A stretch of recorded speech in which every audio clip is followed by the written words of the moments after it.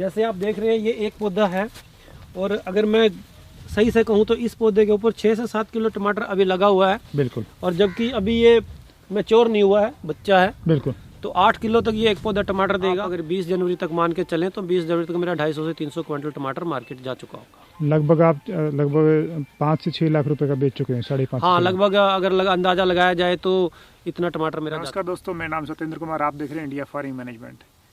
किसान जब पढ़ा लिखा किसान खेती बाड़ी काम में आता है तो वो बहुत सारे काम कर सकता है, कुछ नया करके दिखाता है। कुलबीर सर से मेरी मुलाकात हुई है। टमाटर के अंदर लाखों रुपए कमाते हैं, वहीं पे किसान टमाटर रोडों पे बखेरते हैं, रोडों पे गिराते हैं। क्या रीजन रहता है कि हम उसी फसल से कमाते हैं और कोई किसान उसी फसल से बहुत सारे पैसे नुकसान में चले जाते हैं? तो कुलबीर जी से जानते हैं टमाटर की कितनी वैरायटी, कौन कौन सी बोते हैं वो, और इनसे अच्छा खासा मुनाफा कैसे कमा सकते हैं, विंटर में कैसे इनको बचा सकते हैं। आप भी अगर शुरुआत करेंगे तो मेरे ख्याल से हो सकता है कि आप उस काम में फेल हो जाएं, लेकिन स्टडी करें, जानकारी जुटाएं, इनोवेटिव फार्मर से कॉन्टेक्ट करें, फिर अपना ऐसा कुछ काम करें। क्योंकि किसान के पास ज़मीन होती है, एक दुकान की बात की जाए जो 10 बाई 15 की बनिए के पास दुकान होती है, वो लाखों रुपए कमाता है, पूरी फैमिली उस पर डिपेंड होती है। लेकिन एक किसान के पास उससे 100 गुना उसके पास ज़मीन होती है, लेकिन फिर भी वो कहीं ना कहीं नौकरी की भीख मांगता है। किसानी के काम बहुत बड़े स्किल का काम है। आप थोड़ा सा बारीकी से जानकारी जुटा के इस काम को करें और आप लाखों रुपए कमा सकते हैं, अच्छा खासा जीवन जी सकते हैं। जैसे कुलबीर सर के पास गाड़ी है, बहुत सारे मतलब एक अच्छी व्यवस्था है, सुंदर मकान है, पूरे सिस्टम से काम चल रहा है इनका। तो ये ऐसा क्यों कर रहे हैं, हम क्यों नहीं कर पा रहे? ज़्यादा कोई बड़ी बात कुछ भी नहीं है। सफल आदमी और लूजर आदमी यही फ़र्क होता है कि सफल आदमी प्रयास नहीं छोड़ता है।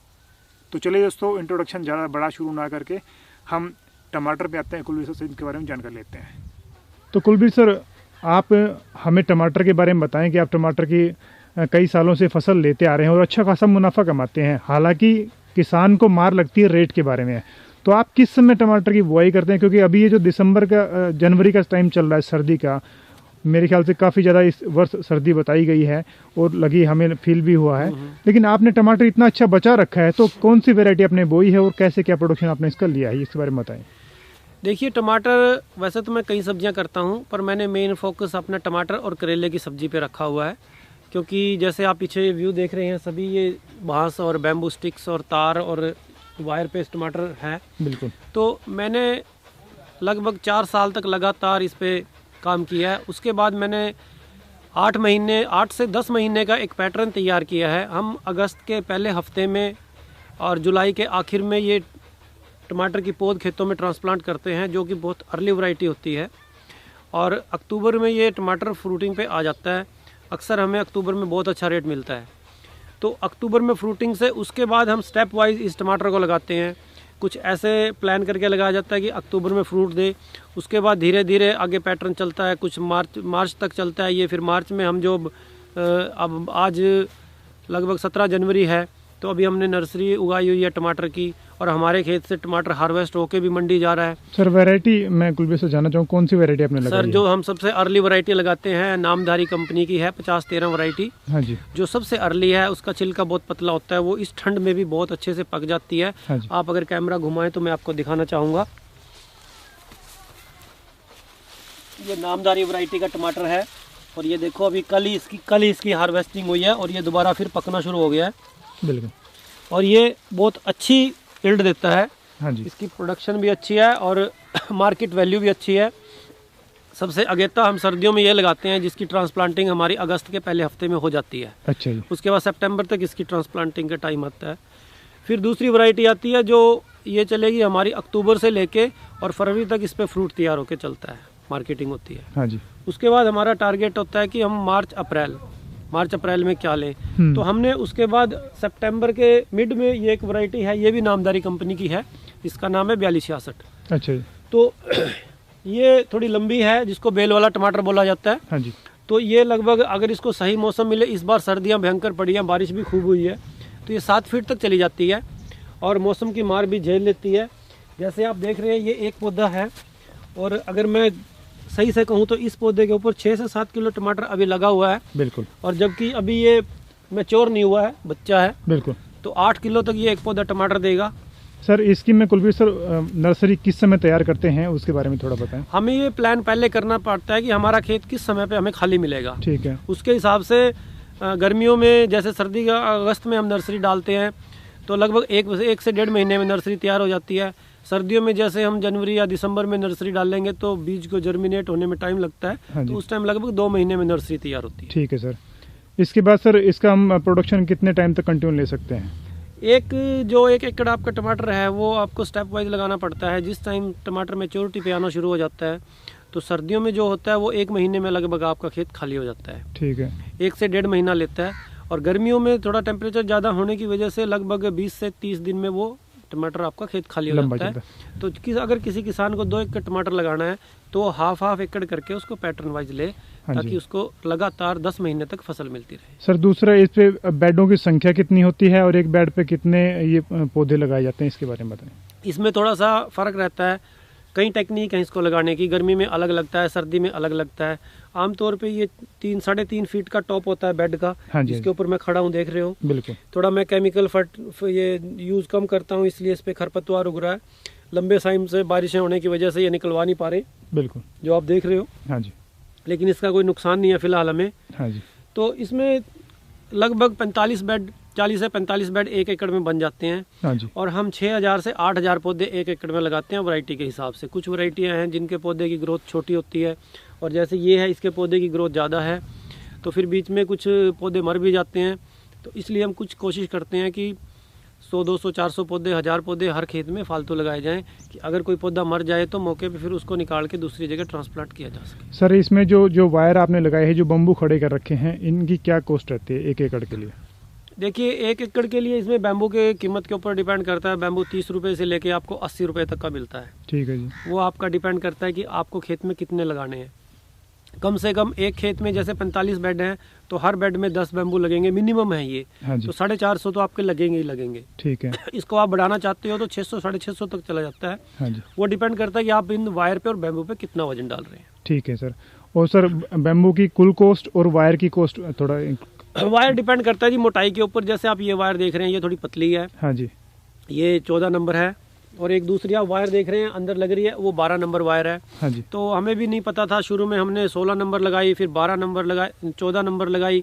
फिर अब हमें पता चला है कि एक बार खर्चा कर लो और बरसों तक इसको आप यूज़ कर सकते हो। हाँ जी। तो इसलिए आप 12 नंबर वायर लगाओ, जो लगभग 70 रुपये किलो मिलती है। हाँ जी। और 1.5 क्विंटल के करीब एक खेत में लगती है। ठीक है। और बैम्बू जो मैंने लगा रखा है ये सिंपल 30 रुपये वाला बैम्बू है। तो आप अगर औसतन 500 रुपये भी मान के चले, 50 रुपये भी एक बैम्बू कीमत मान के चलें, तो लगभग 15,000 का बैम्बू हो जाता है। और आपकी लगभग 10,000 की तार लगती है।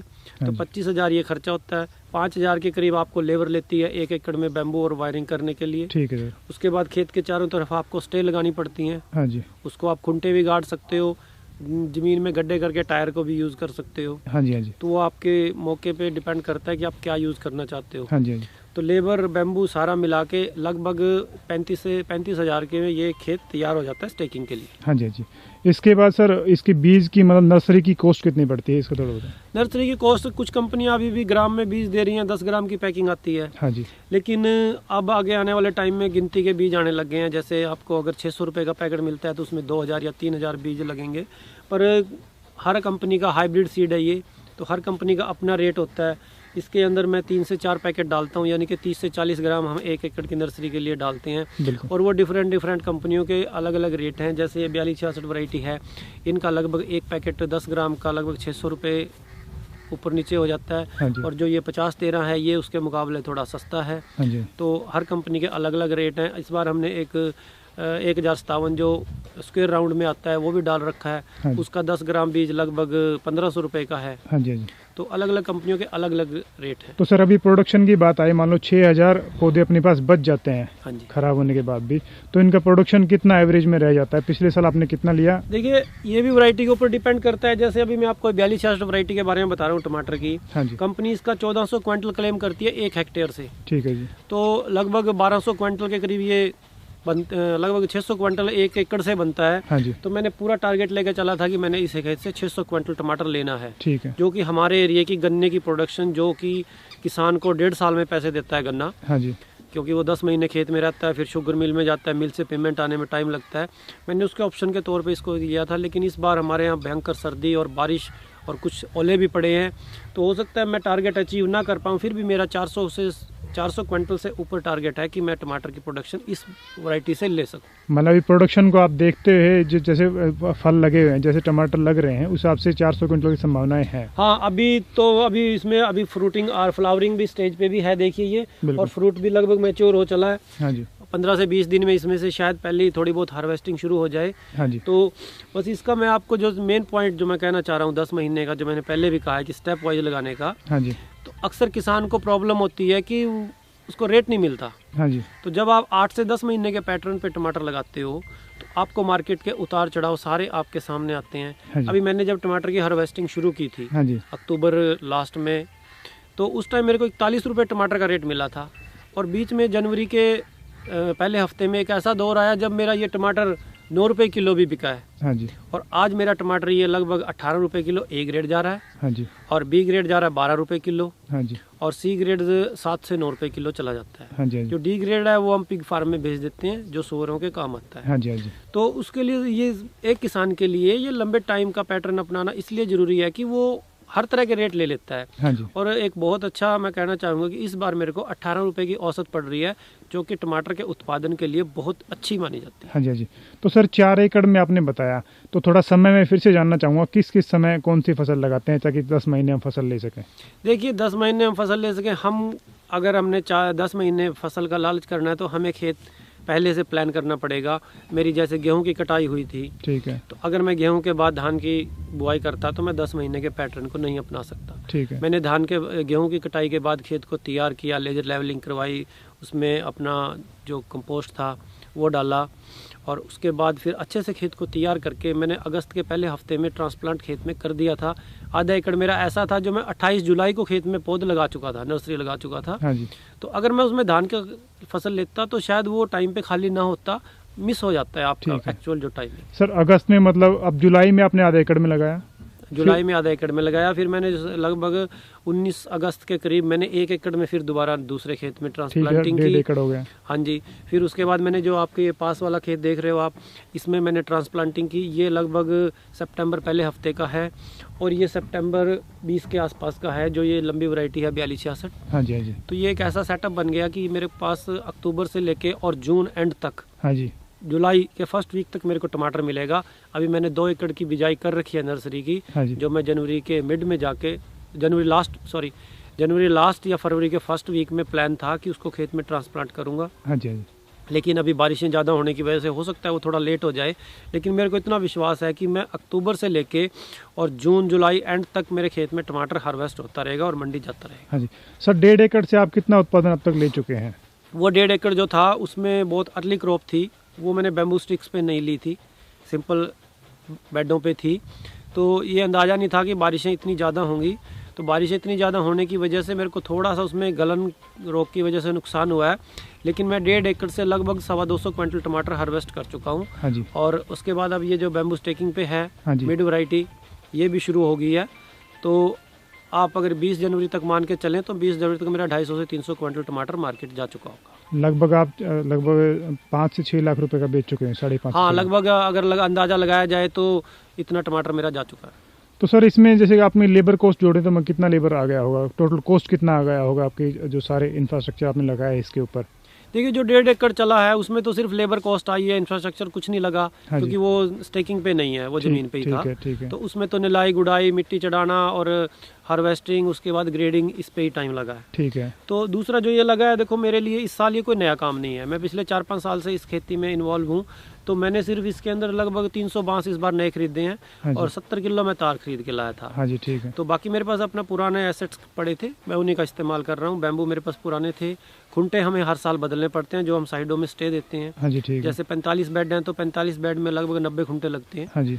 तो दोनों साइड लगाने पड़ते हैं, तो वो हर साल परचेज करने पड़ते हैं, गल जाते हैं ज़मीन में। तो सर सर्दी से बचाव के लिए कोई स्प्रे वगैरह कैसे, क्या सर्दी से बचाव के लिए वैसे तो हम केमिकल का बहुत कम इस्तेमाल करते हैं, लेकिन मुख्यतः हम लिक्विड सल्फर का स्प्रे करते हैं हर 10 दिन के बाद। हाँ जी। हाँ जी। तो वो नेचुरल, उसकी नेचर थोड़ी सल्फर की गर्म होती है, तो वो पौधे को इंटरनल गर्माहट दे के रखती है। बाकी हम कुछ जो हमारा बैम्बू स्टेकिंग पे है उसके लिए हम ये एक जो आजकल आपके पास कैरी बैग आते हाँ हैं, जी। ये कपड़ा आता है।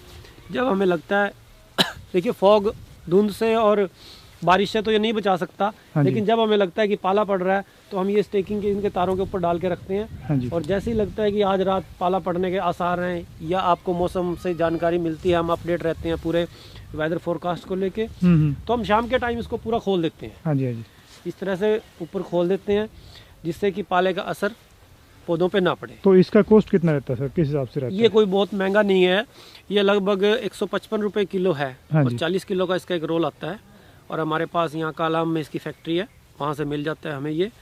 और ये लगभग 70-80 किलो 1 एकड़ में लगता है। हाँ जी। और अगर आप इसको अच्छे से हैंडल कर लें तो ये 2-3 साल निकाल देता आराम से निकल है। जाती तेज है। हवा कई बार इसको नुकसान पहुंचाती है, हाँ जी। लेकिन सर्दियों में तेज हवा आमतौर पे नहीं चलती। तो पहले साल मैंने इसको, जैसे ही इसकी हाइट लगभग 1.3 मीटर है, हाँ जी। तो पहले साल मैंने इसको चौड़े चौड़े सील लिए थे मशीन के साथ, हाँ जी। तो वो सारा का सारा तेज हवा में खराब हो गया था। हाँ जी। अब हम इसको सीलना बंद कर दिया, हम सिंगल लेयर रखते हैं इसकी। हाँ जी। तो जब हमें ज़रूरत होती है इसको खोल देते हैं, नहीं इसको इस तरह से फोल्ड करके एक तरफ कर देते हैं खेत। हाँ जी, ठीक है। तो ये धूप भी जाती है और पाले से भी बचाव हो जाता है। तो सर कोई नया किसान मान लो इसमें फसल में, वेजिटेबल्स में टमाटर ही ग्रो करना चाहे तो उसको क्या सावधानी रखनी चाहिए?